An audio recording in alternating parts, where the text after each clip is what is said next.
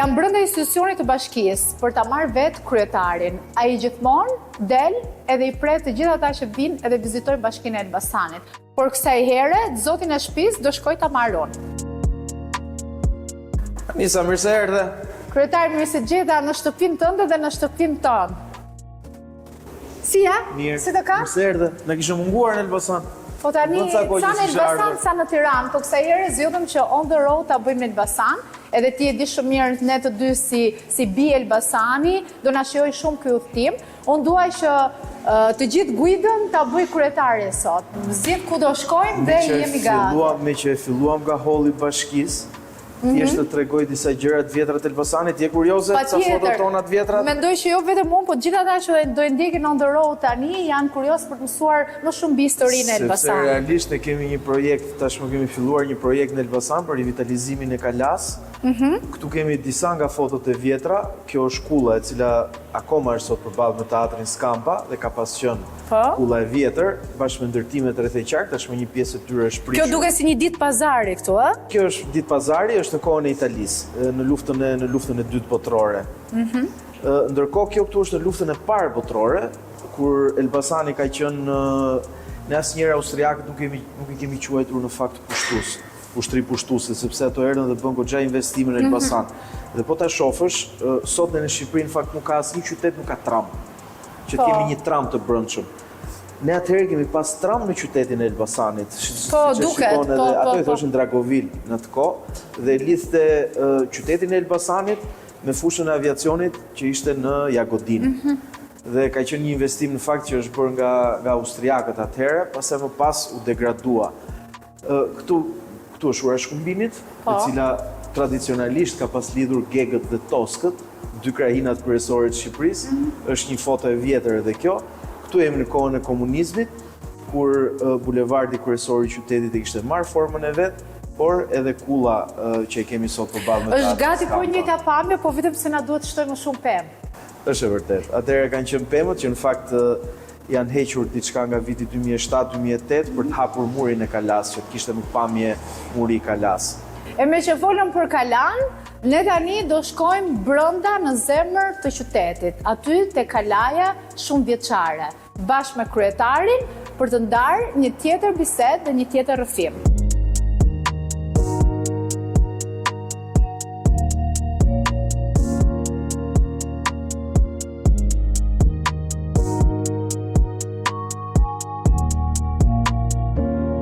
Dhe nga bashkia jemi këtu në zemër të qytetit, në Kalan, qindra vjeçare të Elbasanit ton.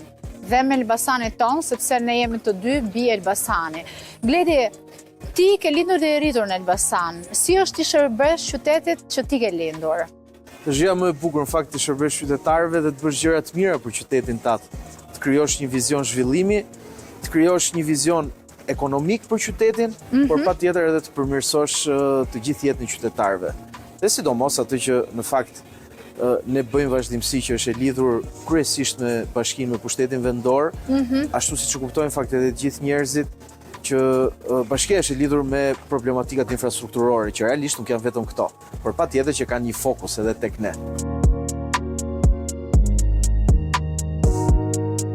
E tani me që jemi këtu te Kalaja, këto rrugëgicat janë zbukuruar edhe më tepër, sepse janë shtuar këto bizneset e vogla me punimet të dorës për turistët. Si është turizmi në qytetin e Elbasanit? Ka pasur një rritje, çdo vit ka pasur një rritje, cikli ekonomik ka ecur mirë, ndryshe nga shumë qytete të tjera, ne nuk e kemi bërë ciklin vetëm me qytetin e Elbasanit. Pra kemi bërë një kompleks të mirë turistik. Kemi Kalan e Elbasanit, kemi patjetër Gjinarin, Funarin, të cilat janë atraksione turistike tona të malore. Çfarë turistësh vinë në Elbasan? Edhe pyetja tjetër që e bëjnë të tërë edhe unë do t'ja bëj kryetarit. Ti e di që një nga maktet më të mëdha është rrethi i Bradasheshit, që bëhet një trafik sidomos në rast festash, por jo vetëm. Dhe shumë njerëz se shkojnë drejt Korçës dhe jo vetëm. Tani ne duam të dimë pse këta njerëzit nuk ndalojnë kaq shumë në Elbasan, apo vërtet ndalojnë dhe ne nuk e dim. Ka një diçka që vetë qyteti i Elbasanit në fakt ka rritur, ose bashkia thuaj se Bashkia e Elbasanit i ka rritur numrat e makinave në mënyrë jo të drejtë me zhvillimin që ka marrë infrastruktura jonë gjatë kësaj kohe. Në vitin 2019-2020 ne kishim gati 40.000 makina në Bashkinë e Elbasanit. Sot kemi mbi 70.000 makina në Bashkinë e Elbasanit. Pra, ka një ndërveprim ekonomik dhe ndërveprim social ndërmjet qyteteve të tjera. Siç ka ecur trendi i makinave në Elbasan, patjetër ka ecur në gjithë Shqipërinë, ka ecur në Tiranë, ka ecur në Durrës, ka ecur në Korçë, ka ecur në gjithë qytetet. Dhe realisht ka pasur një qarkullim më të madh. Është bërë domosdoshme fakt bypassi i Elbasanit. Është një domosdoshmëri e cila ka 2 vite që është kthyer në një problem dhe tashmë vazhdon edhe kemi një problematik të theksuar. Dhe lajmi i mirë është në fakt që këtë vit është futur, në vitin buxhetor 2026 është futur bypassi i Elbasanit për të filluar punimet. Paktën pjesa e parë për të lidhur me aksin nga rrethrotulimi brenda sheshit, aty ku ne njohim sot rrethrotullimin e parë, deri tek aksi që lidh Elbasanin me Lekaj ose me Rogozhinën siç e njohim ne, dhe në këtë mënyrë kemi një shfryrje, do të kemi një shfryrje. Kuptohet?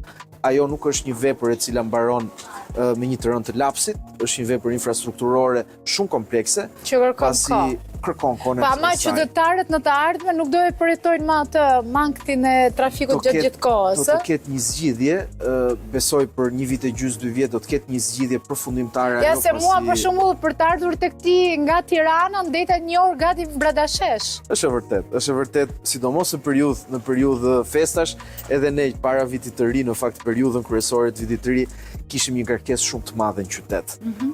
Për shkak edhe të ndërveprimit ekonomik që kanë zonat rurale me qytetin dhe patjetër edhe për shkak të fluksit turizmëve.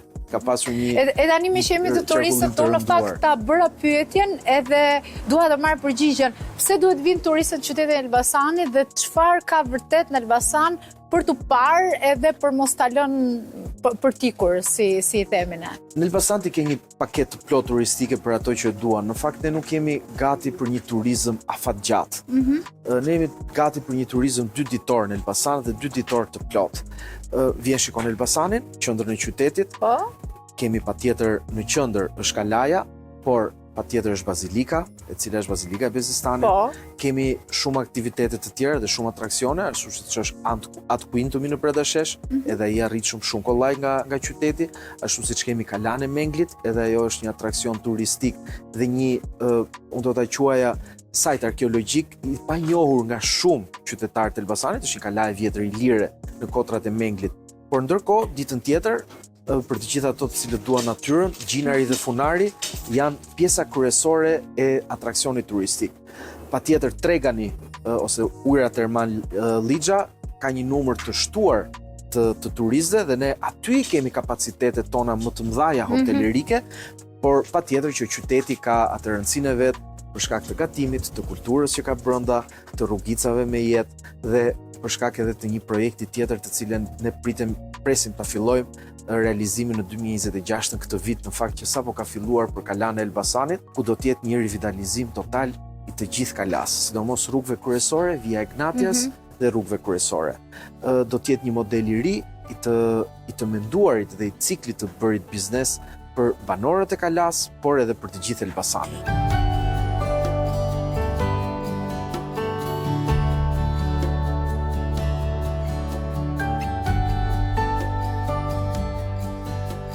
E për gjitha ata që janë duke na ndjekur tani, ne jemi duke shkuar drejt kishës, është një nga kishat më të bukura që kemi këtu në qytetin e Elbasanit dhe brenda në Kala, dhe pas shpinës tonë ishte dhe xhamia dhe siç dihet bashkëtesa fetare jo vetëm në qarkun e Elbasanit, por gjithë Shqipërinë është shumë harmonike.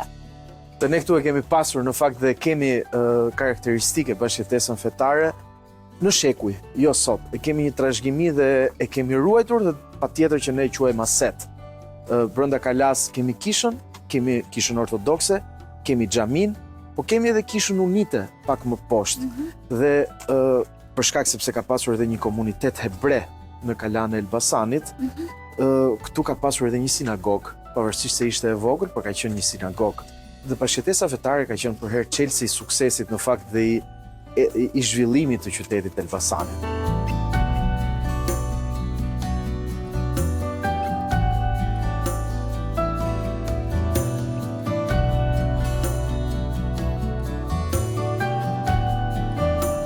E gjithë kjo do jetë plani ristrukturimit, do të kemi një plan rekonstruksioni për pjesën e Kalas, por edhe sidomos për ambientet e shërbimit ose ambientet rrethëqar.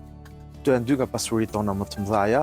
Kjo është kisha e Shënmërisë, ndërsa këtu është në fakt godina ku është bërë kongresi i Elbasanit. Edhe këtu kemi dhe fotot e para të kongresit të Elbasanit, që sot kemi zëra jetë, por është në pronësi të kishës ortodokse. Ka disa sekrete, pasi këtu poshtë kanë pasion edhe katakombet flitet, janë prishur me kalimin e viteve, por që lidhin kishën ose këtë zonën këtu me jashtë Kalas. Pak më poshtë kemi edhe kishën Unite.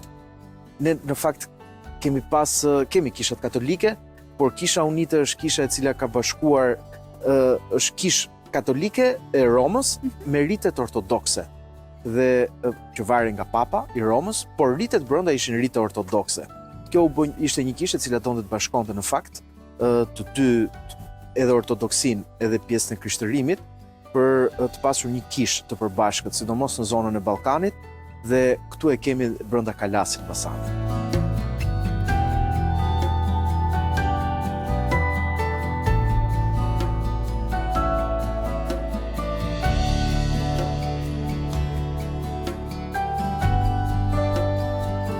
Gledi, me që jemi të mandati ju t'i dytë, dihet që jo vetëm në qarkun e Elbasanit, por në gjithë Shqipërinë, institucioni i bashkisë nga qytetarët projektohet si institucioni ku njerëzit duhet vinë çdo ditë dhe të bëjnë ankesat e tyre, të çajnë hallet në gjuhën popullore. A është Bashkia e Elbasanit një institucion vërtet mikpritës edhe me dyrë të hapura për qytetarët, që ata të vinë çdo ditë për të ndarë hallet dhe problematikat e tyre? Në fakt s'kemi vetëm bashkinë qendrore, ne kemi 18 njësi administrative që i presim qytetarët çdo ditë, dhe për më tepër kemi edhe disa muaj që kemi hapur edhe ish zyrën e Adisës, që është poshtë kadastrës Elbasanit, një zyrë me standarde ku ofrojmë edhe shërbimet digjitale për të gjithë qytetarët, të cilët sidomos ato në moshë të thyer, që nuk kanë problematika me teknologjinë dhe sidomos me Albanian, për të marrë shërbimet e tyre, por edhe për ankesat, për problematikat komunitare që kanë, dhe patjetër që ne çdo ditë enjte në Bashkinë e Elbasanit, unë vetë, si kryetar bashkie, presim qytetarët në oraret e caktuara. Ato do të thoya, i pret vetë kryetari apo ka varësit që i presin qytetarët? Në fakt është ne kemi një pjesë të qytetarëve të cilët e kanë lidhur lidhjen drejt për drejt me kryetarin e bashkisë. Ndonjëherë ne themi, po kjo është një gjë që ta zgjidh administrata. Kur i thua qytetarit dhe thuar, po pse nuk e shkuar tek specialisti? Kanë votuar ty, thot kryetar. Duhet ma zgjidhësh ti hallin. Edhe realisht ka një kontratë, ne kemi një kontratë me qytetarin edhe prandaj kuptohet. T'ishte për mua të t'i prisja çdo ditë, do kisha çdo ditë pritje. Por patjetër që edhe punët duhet të ecin, kërkojnë vëmendje e qytetarit parë, sekretarit bashkisë, dhe janë edhe punët administrative. Sa racional të ka bërë ty rrugtimi yt në mandatin si kryetar bashkie? Apo je nga ata kryetarët që përpiqesh gjatë gjithë kohës jo vetëm t'ia zgjidhësh hallin, po edhe mendon pasi ikën qytetari? Qytetarët kanë çështje të ndryshme, kryesisht lidhur me pjesën e infrastrukturës, me vëmendje e cilat duhet të kushtohet në disa zona të caktuara, por janë edhe çështje të cilat patjetër kërkojnë një angazhim buxhetor. Dhe ne përgatitemi të gjithë vitin në mënyrë që ashtu siç miratuam vjet në fund të vitit buxhetin e Bashkisë Elbasanit për zgjidhjen e shumë problemeve infrastrukturore, ti pasqyrojmë ato në pjesë edhe fiskale dhe financiare.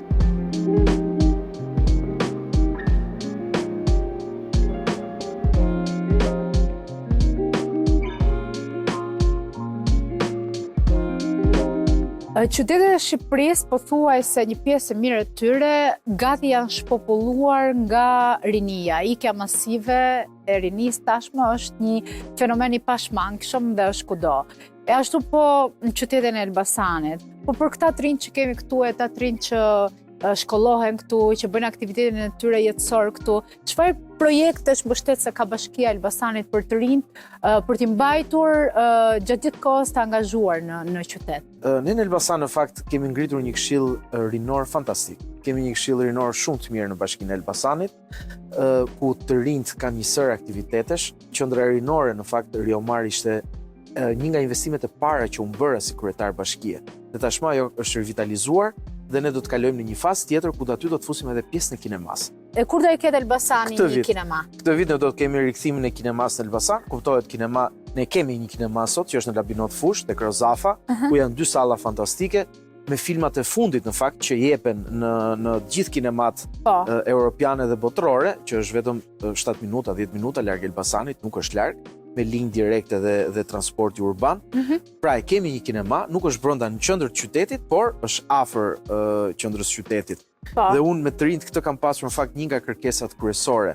Dhe më thonë kryetar, kinemaja, pse s'po bën një kinema, hajde të bëjmë një kinema. Ne në vazhdimsi kemi bërë kinemat verore, pranë Parkut Rinia, me vetë Këshillin Rinor, por patjetër që të hapësh një kinema si bashki, ne kemi të pamundur, duhet të hapi një shoqëri, një SHA, e cila duhet të marrë filmat e fundit, të drejtën e autorit, dhe këtë po bëjmë tashmë me të kinemaja e cila do të ketë qendra jonë multifunksionale, në ditë caktuara do të jetë edhe kinema kryesisht me filmat shqiptar, për të pasur traditën e filmat e rinj shqiptar dhe që kanë patjetër të drejtën e autorit, dhe një pjesë e biletave të tyre do të shkojë për të drejtën e autorit dhe për të gjithë ciklin e kinematografisë.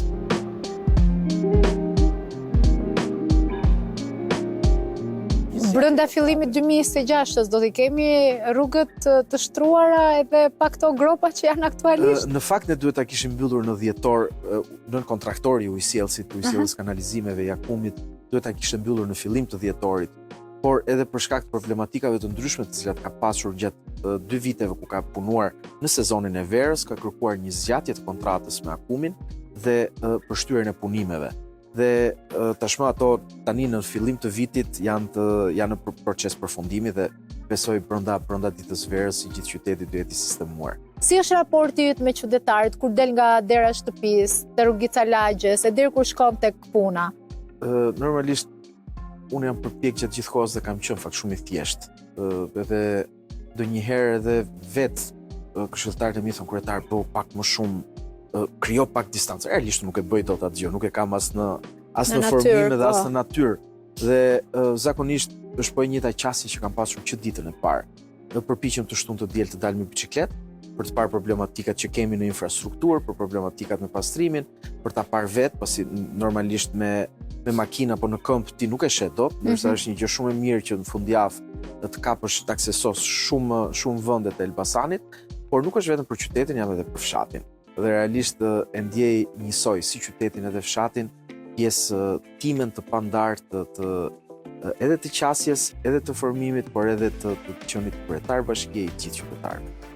E nga këtu me kryetarin e qytetarëve në një nga zonat më të bukura të qytetit e Elbasanit, në Kala, pranë Kishës, ne do jemi në makinë tani on the road në një tjetër destinacion së bashku për të na treguar kryetari disa vende të cilat duhen parë, por edhe duhen vizituar në të ardhmen dhe mbi të gjitha që do t'i sjellin zhvillim qytetit dhe jo vetëm.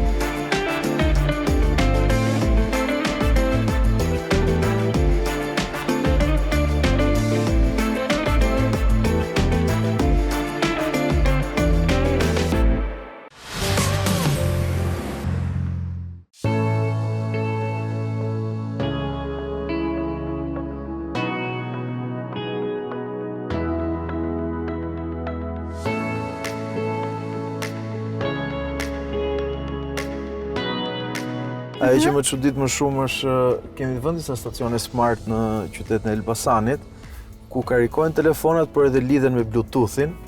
Dhe po ti shohësh gjatë gjithë kohës, sidomos mbas dite, ajo që më kënaq më shumë është mblidhen grupet e të rinjve dhe fillojnë aty e kanë gjetë si atraksione, lidhin telefonat me Bluetoothin edhe vejnë bokset e stacioneve të autobusave. I përdorin në fakt edhe për dëgjuar muzikë, për të socializuar.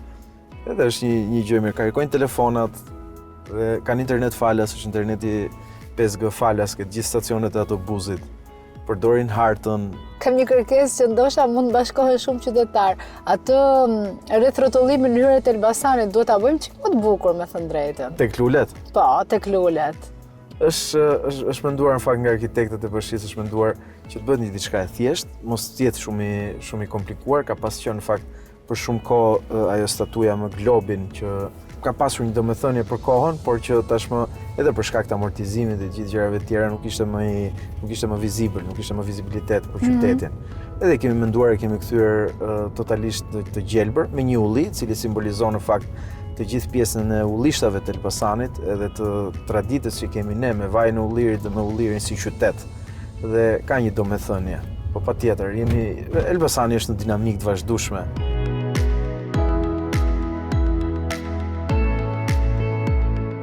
Gledi, si është një ditë pushimi për kryetarin? Do më thënë, një ditë që ti e ke pushim, si e shfrytëzon? Edhe çfarë vendesh zgjedh në qarkun e Elbasanit për të shkuar? Kush pëlqen ty më shumë? Në fakt, pushimet janë gjithmonë më të pakta kur kryetar bashkie kuptojnë që ti nuk ke më një ditë taten. Thjesht përpiqem që ditën e diel t'ja lë vajzave të mia, unë kam 2 vajza, dhe përpiqem që tri pak me ato, mbasi bëj një xhiro në mëngjes me biçikletë që të shikoj disa nga punët e javës ose nga punët që do bëhen gjatë javës tjetër nga shërbimet publike. Përpiqem që drekën të rri gjithmonë me familjen. Edhe mbas ditën, kur nuk kemi ndeshje futbolli në Elbasan, përpiqem ta kaloj me vajzat. Të pëlqen shumë sporti? Je tifoz i Elbasanit padyshim. Jam tifoz i Elbasanit, në fakt nuk është se kam parë sport para se të hapnim ekipin e Elbasanit, para se ta rikrijonim, të krijonim ekipin e ri të Elbasanit. Nuk është se kam qenë një tifoz i çmendur apo një sport dashës i cili ndiqte ndeshjet e futbollit. Por në moment që filluam Elbasanin, krijuam projektin e ri për Akademinë e Futbollit Elbasani, e filluam me shumë dashuri bashkë me një pjesë tjetër të sportazhëve të qytetit, por edhe të atyre të cilët trajnerët, sportistët, të cilët e kanë dashur shumë dhe duan futbollin në Elbasan, ka filluar edhe mua po më pëlqen shumë, po më pëlqen edhe përpiqem që mos i humb ndeshjet kur loz Elbasani. Si është Gledi si babi?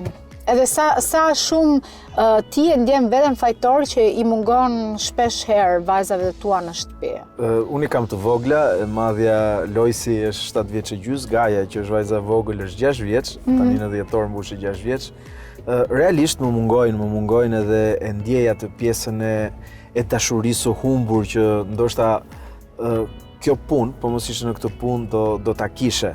Por përpiqem në ato momente që jam t'i shfrytëzoj maksimalisht. Kuptohet, bashkëshortja më thot shpesh i përkëdhel më shumë se ç'duhet edhe kjo edhe për shkak të mungesës, sepse ti mungon dhe përpiqesh duke sikur e kompenson atë momente. Përpiqem që t'jem edhe unë më i qetë duke i përkëdhelur në fakt edhe më krijon më heq atë pjesën që ndihem keq kur nuk jam me ato apo momentet caktuara, po përpiqem t'jem pranë atyre patjetër, jam një familjar i mirë, përpiqem të qëndroj pranë familjes, bashkëshortes, vajzave, dhe është një gjë e mirë në fakt që ne si qytet e kemi.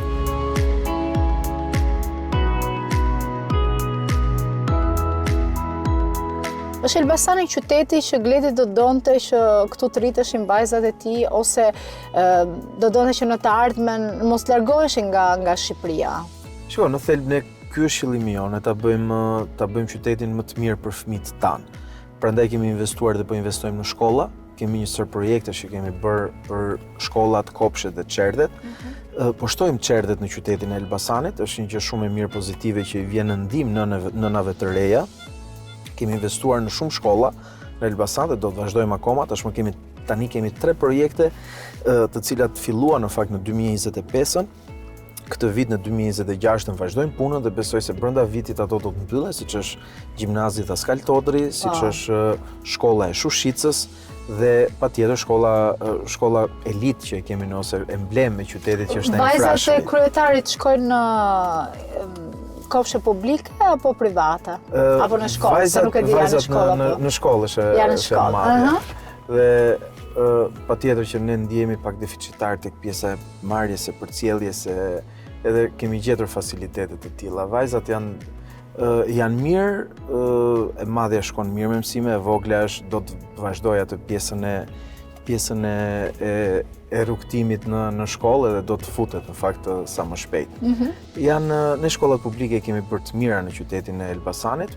Tashmë në Infrashi shkolla jonë është ku edhe unë kam mbaruar shkollën, është një shkollë e cila po rikonstruktohet totalisht. Ndërkohë po vazhdojmë me rikonstruksione të tjera dhe do të vazhdojmë edhe këtë vit me rikonstruksionet e shkollave.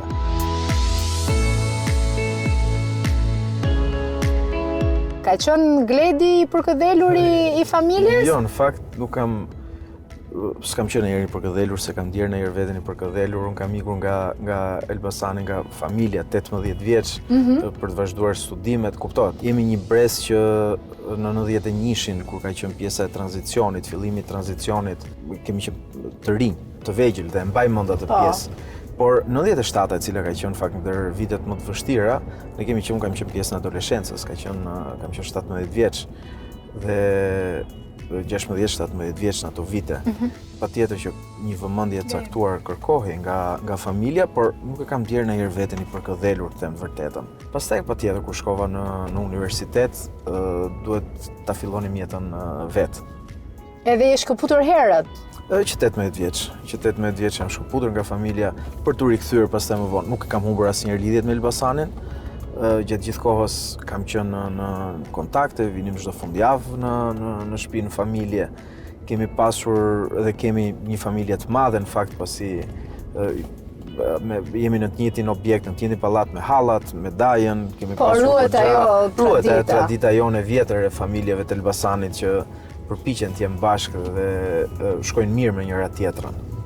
E ke vuajtur ti Gledi zakonisht kur merret një post publik, po sidomos ti je kryetar bashkie, në kuptohet që ti je jo vetëm në syrin e qytetarëve të tu që të zgjedhin, por sidomos të fisit, familjarëve, të cilët mendojnë që ti tani ke shkopi magjik dhe do t'i bësh të tëra. E ke ndjerë ti në momentin që ke marrë postin si kryetar bashkie, ka qenë njerëzit të tu që gjithkohën i ka rënë telefonit ose kanë kërkuar jo, në fakt, favore? Jo, asnjëherë në fakt është çuditshme. Mamaja ime në fakt është arkitekte dhe ka qenë drejtoresh në bashkinë e Elbasanit. Dhe në momentin që unë erdha prefekt, ajo kishte pasur një zgjatje për shkak sepse edhe sot është shumë e vështirë që të gjesh arkitekt mirë apo arkitekt që njohin qytetin.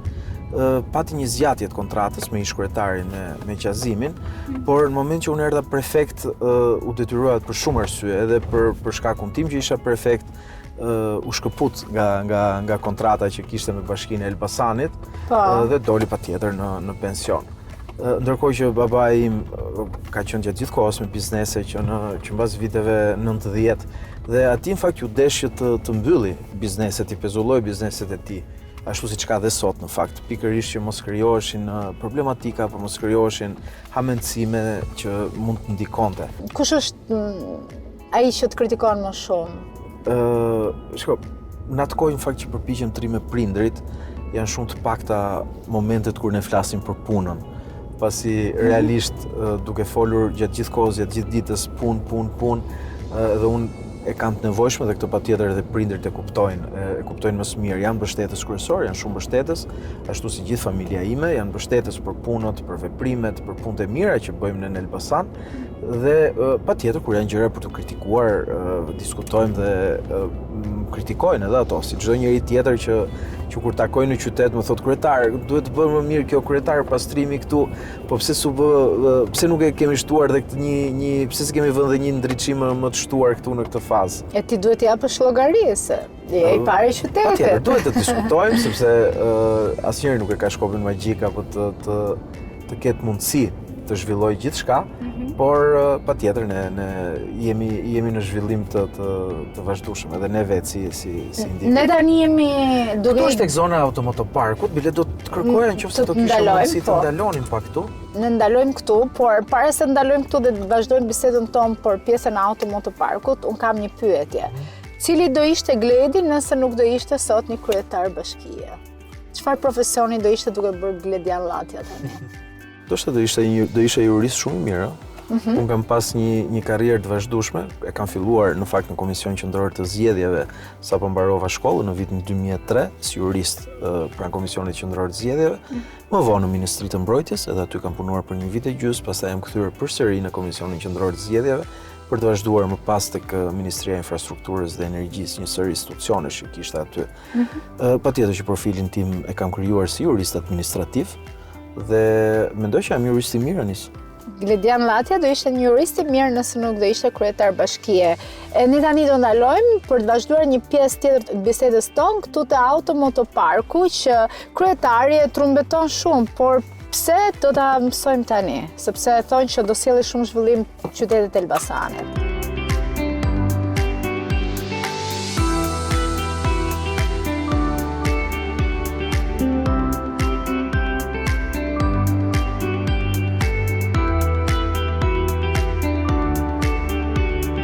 Tani kemi zbritur nga makina dhe jemi këtu në një tjetër zonë të qytetit Elbasanit. Këtu është automotoparku i famshëm që kryetari në çdo dalje të tij e trumbeton dhe e fletaj shumë. Për çfarë i duhet qarkut Elbasanit, qytetit Elbasanit, një pistë për Formula 1-ën? Në fakt, Formula 1 vjen... Si do ta kuptojnë qytetarët vërtet projektin automotoparkut, për çfarë i shërben Elbasan? Formula 1 vjen vetëm një herë në vit, ashtu siç parashikohet të vinë në 2030-ën. Por është një ekonomi qarkulluese e çdoditshme.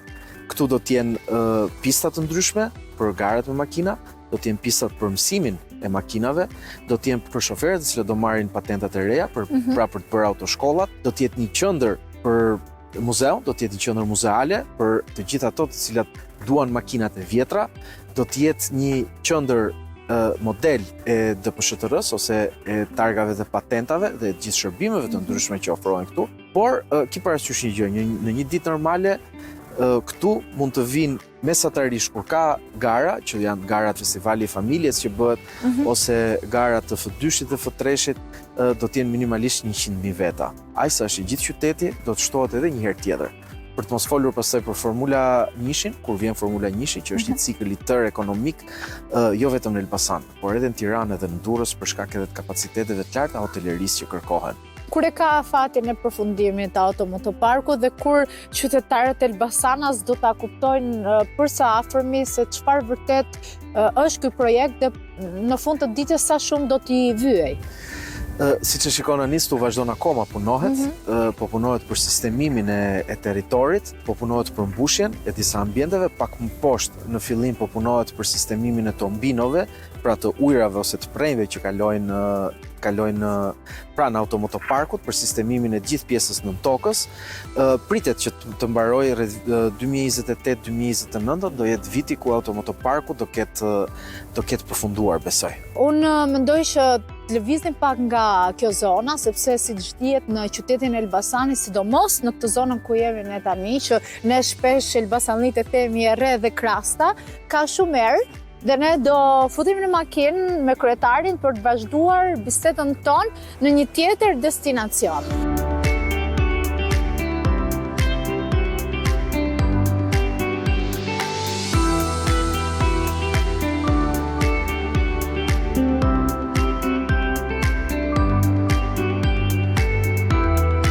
Kemi ndaluar këtu në një tjetër zonë të qytetit e Elbasanit, ku kryetari kishte më shumë merak të madh, sepse tha që është një nga vendet që duan më shumë, sepse do bëhet një investim shumë i madh për fëmijët. Kemi këtë plan projektin këtu përpara dhe me sa shoh, këtu do ketë jashtëzakonisht shumë gjelbërim. Ndryshe nga parku i qytetit, i cili është shumë i kritikuar, padyshim po, edhe me shumë ankesa të nënave me fëmijë, të cilët gjën më të shpesh e thonë ndërmjet tyre është parku i qytetit ka shumë beton, parku i qytetit është i rrezikshëm.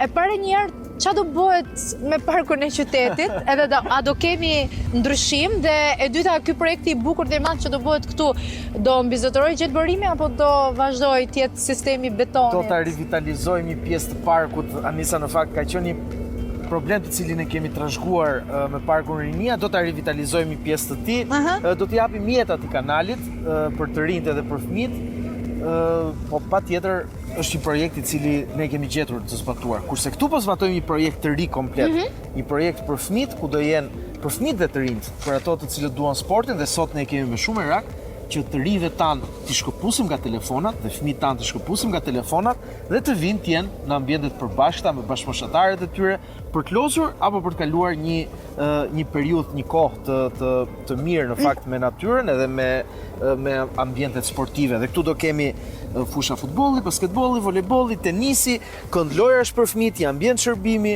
dhoma zhveshje, do të jetë një kompleks në fakt 22.000 metra katror, që këtu po rivitalizohen totalisht nga një ishre park ushtarak, tashmë po kthehet në qendër qytetit të Elbasanit, po kthehet në një dhe ka për të qenë në një nga ambientet më të mira dhe relaksuese për fëmijët të rinjt, por edhe patjetër me një ambient për të moshuarit. E kur mendoj që ky projekti do jetë drejt finalizimit të tij? Kemi ecur shumë mirë me këtë projekt. Afati ishte për të mbaruar në shtator të 2026 të këtij viti, po unë besoj se... Besoj një 4 vjeçar do ta doj.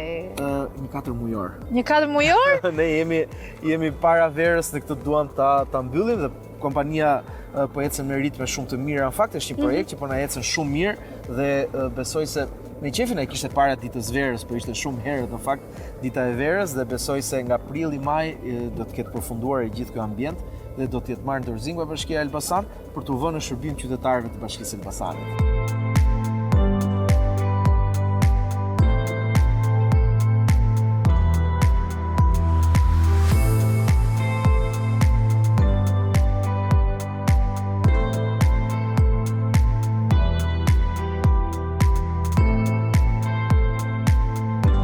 Kryetar, faleminderit shumë për kohën.